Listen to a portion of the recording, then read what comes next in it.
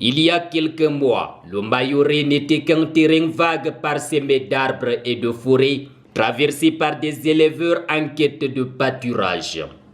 Aujourd'hui, grâce à l'afflux massif des déplacés internes venus de l'extrême nord, fuyant les exactions de la secte Boko Haram, ce département de la région du Nord est devenu le bassin de production agricole dans le septentrion. Au Cameroun, nous avons le problème de la pluie, mais dans le département de Mayoraï, nous sortons mieux parce qu'il pleut normalement précisément au moins 7 mois. C'est vraiment, le climat est bon pour l'agriculture. C'est là où nous investissons beaucoup dans le Mayoraï. En l'espace seulement de quelques années, cette population laborieuse a transformé cette vaste savane en un bassin agricole de la région. L'agriculture, on dit souvent, il y a un terme qui dit la terre ne trompe pas. Et c'est vrai, parce que moi, je suis un champion de l'agriculture. Je suis né dans l'agriculture, je suis grandi dans l'agriculture. Et je connais ce que c'est l'agriculture. Tu prends un maïs, tu mets dans le sol, ça sort, ça pousse, tu récoltes. Il faut compter un tige de maïs. Cette année, j'ai compté un tige de maïs, ça m'a donné 870 grains. Et pour un seul que tu jettes dans le sol. Cette année, depuis le début de récolte, le maïs est à partir de 10 000. Aujourd'hui, nous sommes presque à 13 000 francs par sac. Bon, les agriculteurs s'en sortent normalement. À côté de la culture du maïs, principale culture, les agriculteurs originaires de l'extrême nord, installés dans le pays du souverain de Raï, produisent l'arachide, le haricot et surtout le soja. Et dans le domaine du soja, parce qu'il faudrait préciser, nous livrons le soja à Supracam. Il achète un sac, le 100 kg à 17 000 francs. Vous voyez, ce n'est pas aussi mal.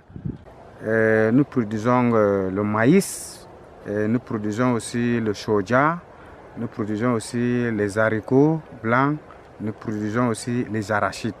Voilà les 4 filières principales que nous faisons dans l'agriculture.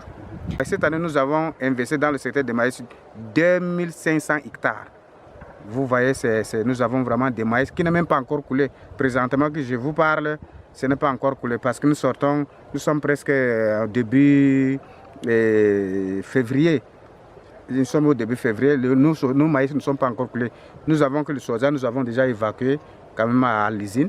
Désormais, et par la force du travail, cette zone, à cheval entre la région du Nord et de l'Adamawa, est devenue l'un des grands pourvoyeurs en produits agricoles du pays et même au-delà des frontières nationales.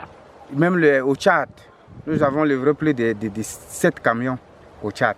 Et il y a même les Nigériens, présentement, à l'heure que je vous parle, les Nigériens sont en train d'acheter le soja, le maïs, ça part aussi au Tchad.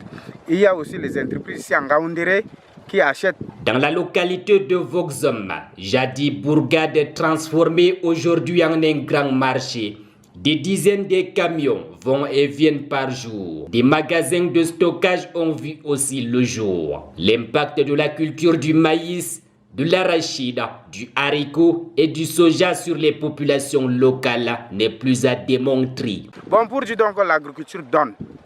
Malgré, il y a des moments, la saison, la pluie, le changement climatique nous cause des problèmes. Parfois, dans les zones de Marois, même dans les zones de Garo. Aujourd'hui, cette année, on a perdu beaucoup d'argent dans les zones de Bibi parce qu'il y a la sécheresse qui nous a vraiment tellement dérangé. Mais dans le Mayora, j'ai dit Dieu merci parce qu'il a plu aussi normalement. On a eu beaucoup de récoltes et c'est comme ça. Et le Cameroun, c'est comme ça. Il y a des endroits, il y a toujours des déficits. Mais sinon, quand tu investis dans l'agriculture, vraiment, vous ne perdez pas. Mais le rendement, il est bien. Et précisément pour cette année, le moyen, sur hectare, nous avons dans le 50 à 48 sacs par hectare pour cette année. Bon, l'estimation n'est pas mal parce que là, tu t'en sors, ce n'est pas mal. Le soja cultivé dans les champs est d'abord acheminé par les moyens des motos vers des magasins de stockage avant de rejoindre la destination finale pour finir dans une usine de raffinage d'huile de soja à Douala. Dans la commercialisation, j'aimerais beaucoup vous parler peut-être dans le domaine du soja parce que nous avons déjà un contrat à la main que nous travaillons avec une entreprise qui est basée à Douala, qui fait dans le raffinage de l'huile de soja. nous avons un contrat parce que la Fédération Gilaris a mis 2000 membres à sa disposition pour la culture du soja. Nous avons beaucoup investi dans ce secteur-là. À l'heure où le gouvernement ne jure que par l'agriculture de seconde génération, les producteurs de la vallée de Voxama, situés sur le corridor Ngaoundéré-Moundou, sont encore à l'époque du travail rudimentaire fait à la main ou à l'aide des taureaux. Il faut des tracteurs. Nous le faisons avec le moyen de bord, avec le bœuf. Hein? C'est très minime. Ce n'est pas une agriculture digne de son nom. Ça, c'est une agriculture artisanale que nous le faisons. Mais nous faisons à notre façon de faire parce que nous manquons de financement. Jusqu'à aujourd'hui, nous n'avons pas assez un bon financement concret.